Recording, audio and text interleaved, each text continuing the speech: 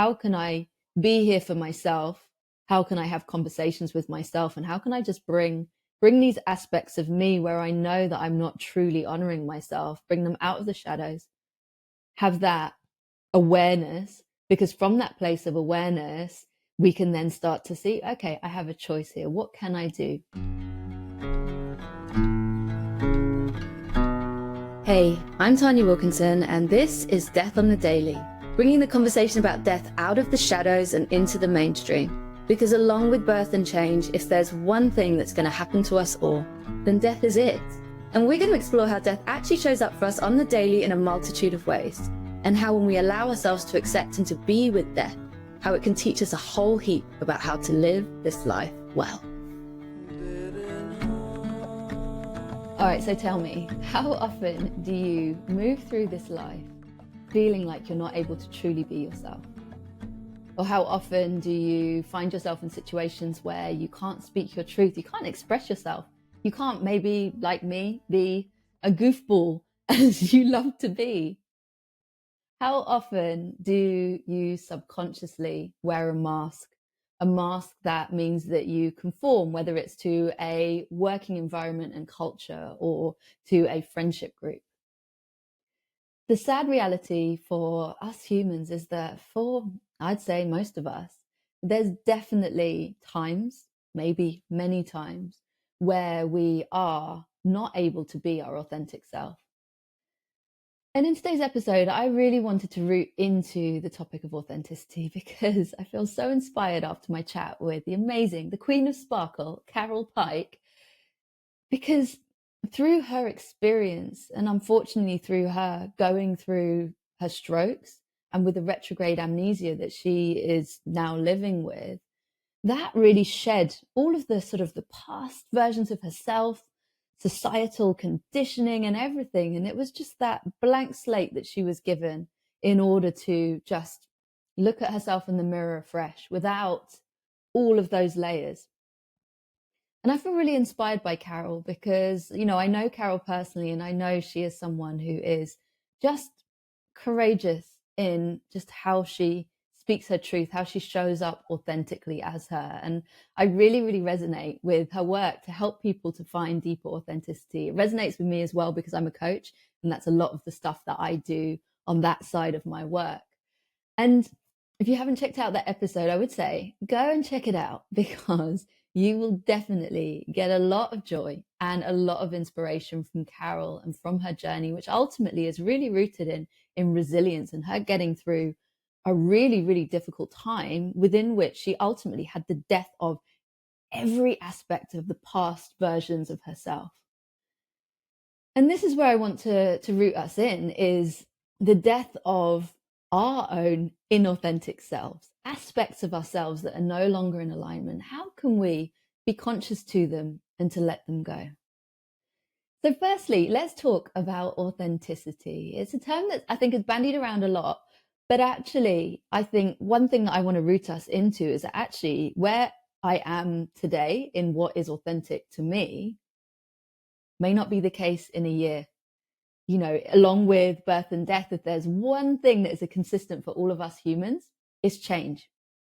So actually, this is a commitment, I believe, to just be consciously present with ourselves throughout our life, to tune in and to really understand what feels like it's in alignment, feels like it's in flow, feels like it's bringing me joy, and being present to those aspects of us that maybe have never been in alignment, and we definitely need to let them go, have the death of those aspects, or perhaps are things where they have been in alignment, but they're no longer really serving us or lighting us up, and therefore let's let them go too.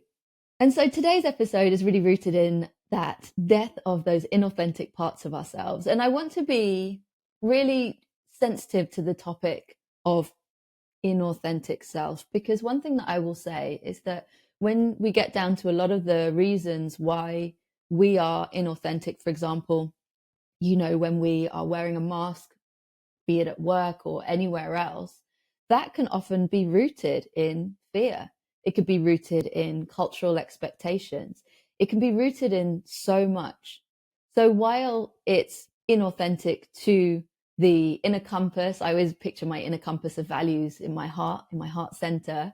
But while it might be inauthentic to that inner compass that drives us, actually it is very much authentic to our experiences, to our conditioning, to fears that have been inbuilt within us. So I want us to be really, I suppose, like compassionate to ourselves as we go on this journey, because it can bring up a lot. And as an example, as I've been really reflecting on myself and the mask that I've worn, specifically, actually, if I think about the earlier parts of my corporate career in particular, I definitely wore a mask when I worked in music. I was trying so desperately to fit in because I wanted to be a part of the pack. That's where I felt like I could find safety and not feel like an outlier, like I was sort of on the edge, about to be pushed out of what was at the time my dream role. Then when I went into advertising, I mentioned it in a previous episode, I had a boss who unfortunately really badly bullied me to the point where I broke out in hives. As a result, I had such a reaction. It came through physically as well as obviously emotionally and mentally. And the mask that I wore was very much from a place of real sort of raw safety. I need to be safe, therefore I need to disappear. I need to be as quiet and as reserved and as just anything to not ignite his rage, his wrath towards me. So when we're journeying and when we're looking at these inauthentic aspects, it's really about coming with that compassion for ourselves, but also seeing we do have choices. And for example, in that example of my career where I was bullied, one of my lessons that I've reflected on since was, I really, really, if it happened now, I don't want to say should, because I know that I was in a very different space then and I was doing my very best. But if it happened now, I would walk out. I would say, do you know what? It's not worth me, my health, and I do not deserve this. This is wholly inappropriate behavior, and therefore I am out. That is a red line that's been crossed. But that is the beauty of hindsight and these lessons that we can learn in the after. And if I think about other areas where I've been inauthentic and where I still am working on them, there's definitely a big space for me that is, I think, a long-term commitment by way of, where do I people please? Where do I suppress my emotions? Where do I put my needs first? Where do I put my needs first? Where do I put my needs last? I love to put my needs first, but it's an ongoing journey. And actually what I've been doing is really, as I shared earlier, it's about finding greater presence with ourselves. How can I be here for myself? How can I have conversations with myself? And how can I just bring these aspects of me where I know that I'm not truly honoring myself, bring them out of the shadows, have that awareness, because from that place of awareness, we can then start to see, okay, I have a choice here. What can I do? Whether it's something that's an easy shift of, yeah, I'll just let this thing go, or whether it's something where it's a longer term. I just need to be aware of this, and I need to be working, whether for me, it's been working in therapy as well as working with coaches along the way, to just brick by brick, just take some of these, different behaviors, take them down and really sort of understand how I can center me first. And so with this in mind, I just wanted to share a few things that have worked for me, that work for my coaching clients, by way of how we can really connect into ourselves from that perspective of what is truly deeply and completely in alignment, and how we can then from that place understand what we need to shed and let go of, and how we can do that. So firstly, let's look at connecting into ourselves from that place of authenticity. So what this is it's a beautiful journey that you can join me in going on. I'm always on this journey to really unearth what is truly deeply and completely in alignment for me. And I believe, as humans, this is a journey of discovery through the whole of our life, because, we just don't know when there's a wonderful hobby or a wonderful career opportunity or whatever it is that can come through and that we've never even thought about. We are creatures of habit, but equally that habit can nourish us, but also it can keep us stuck in the old, stuck in things that really don't serve us. So in this bit, my encouragement is it's just about following those little breadcrumbs of what brings you joy, what brings you purpose, and what brings you meaning. And I say, if you can, grab a journal and just keep a note, if it is writing out that list of, what is it? What's in my joy journaling? what are the things that really, really ignite my energy, that light me up? For me, it was following the breadcrumbs of, as I curated my life as I was coming out of corporate, I really love nature. Nature is where I feel like I can truly, deeply, and completely be myself. How can I bring a little bit more of that in? Oh, my old exercise routines, being in the gym, 5:30 a.m. Well, no, waking up at 5:30 a.m. Definitely wasn't in the gym at 5:30 a.m. But being in the gym at 6:30 a.m., that doesn't serve me. What feels like it brings my body the most nourishment and the most groundedness, and just feels good inside. So it was really about just breadcrumb by breadcrumb understanding this. And this is where I love the term curate. We can curate our life, because much like you'll have, I don't know what they call it, art directors who'll curate what goes into an art gallery. It's exactly the same. If my life was an art gallery, what pictures of those joys would I be putting up on the walls? And if you want to join me in journaling on this, doing some what I call joy journaling, the prompt is simple. What in life brings me the most joy and the most meaning? And I will say, sometimes when I work with coaching clients, they come to me, and because life feels really grey, because they are so far out of alignment, they come and they say, I don't know. I don't have an answer. I can't tell you. So that's where it's this little breadcrumbs. And what I would say is, if that's you, see little ways that you can shake up the routine. In the recent episode with Jodie Wellman, she was talking about where we can get really stuck in routines that puts us into autopilot mode. So, even simple things like I think she mentioned around, if you're getting a takeout every Friday, can you switch up the type of takeout that you have? Or, is there a typical thing that you might watch on TV, or typical movies or typical books? Could you try something new? Could you try a different class? Could you go for a catch up with, someone who you're like, they're interesting, but they're not your typical friendship group? See where you can just expand your boundaries, expand your horizons into new spaces, and then just keep following those little breadcrumbs of joy. When we're present to this journey, we see actually there's a lot more breadcrumbs than we think. And those breadcrumbs can also be really, really simple things. Like for me, one of my joys is really simple. It's winter at the moment, so not able to do it as in the way that I'd like to, but it's sitting outside with a cup of tea, specifically on the grass on a beautiful warm summer's day. Something as simple as that can be a real joy and meaning bringer.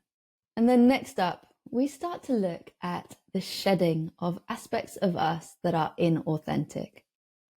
Ultimately, I'm calling this a death of our inauthentic self, but let's be real. It's a lifelong journey. We're always learning and growing. There will probably be aspects of us that, we're constantly unearthing as inauthentic, and that's okay. That is totally okay.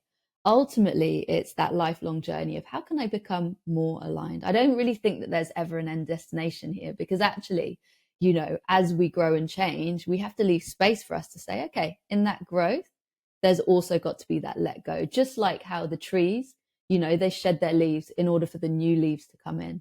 That's a necessity for us as humans in life, as we grow, as we move through the change that life inevitably brings. And the key to this really is presence. Again, how can we be really, really present with ourselves?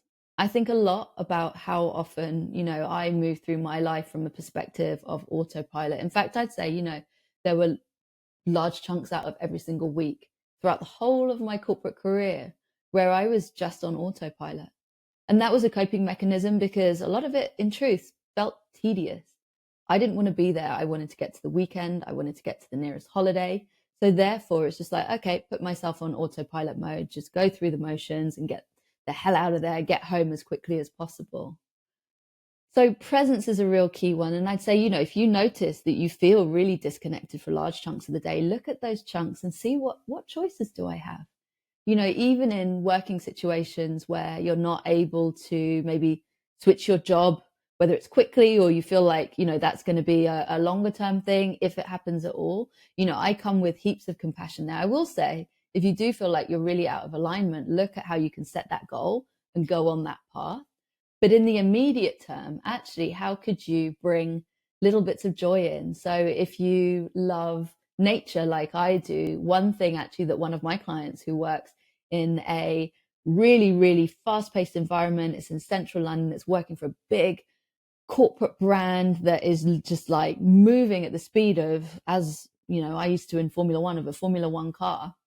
And for her, it was actually, oh, there's a park nearby with ducks.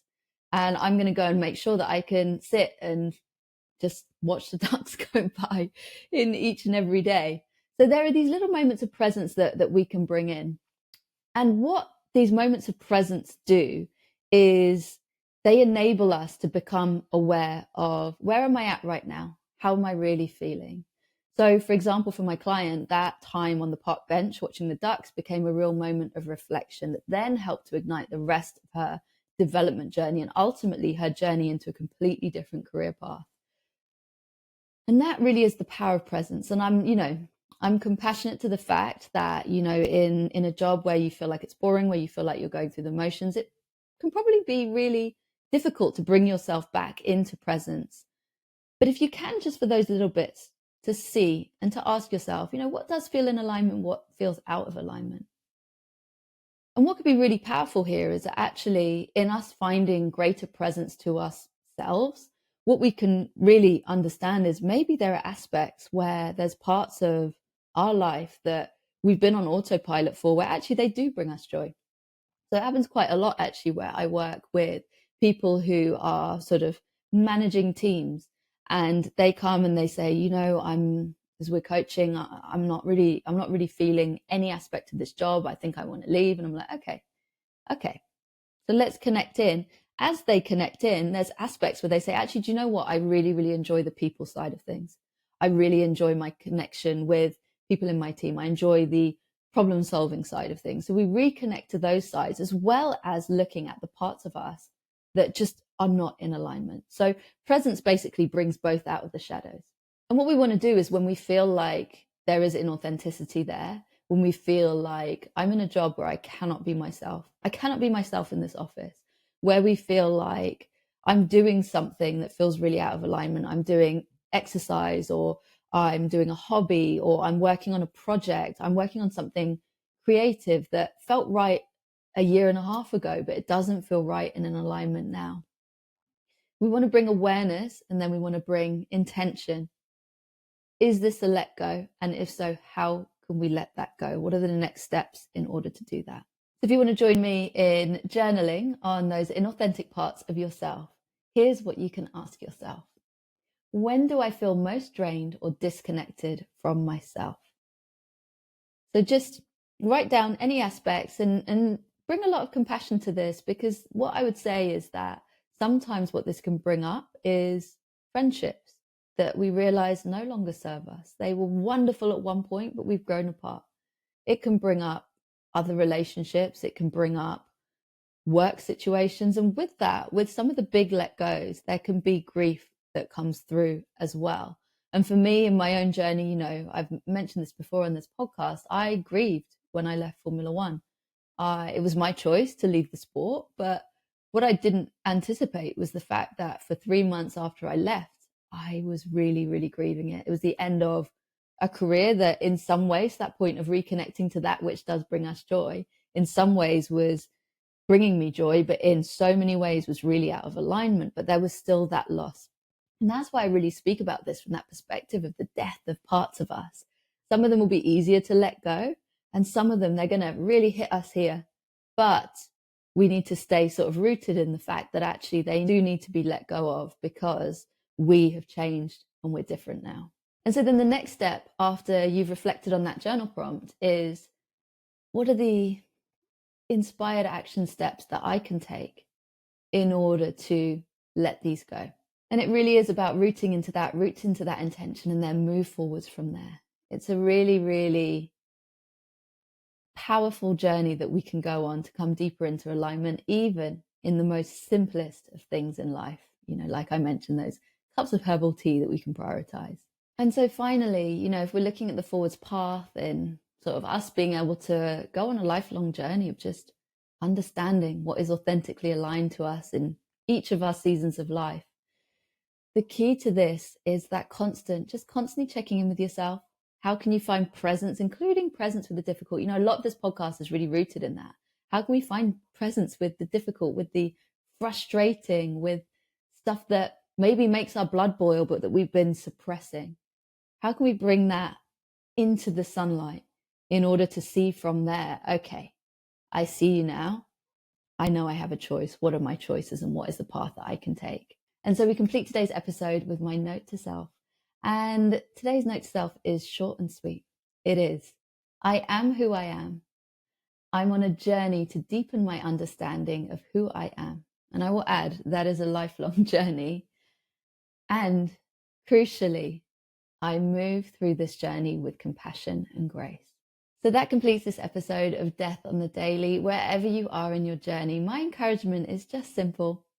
Find that greater presence with yourself. Really listen to yourself. You deserve it. And then when you spot any of those inauthentic let goes, just make that commitment. Take that one step to release them. All of these little mini deaths of ourselves take us into deeper alignment, and they really do add up and multiply into all of the difference by way of us curating that life in which we can thrive. So wherever you are, I'm sending you lots and lots of love.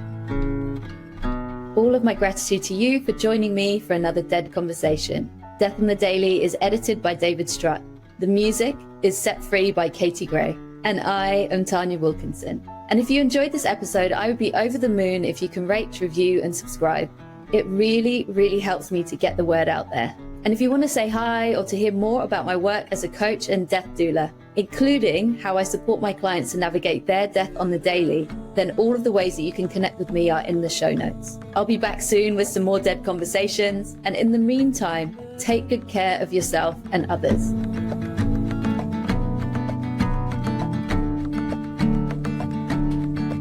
There's a cold fire, there's a crossfire, and there's something inside,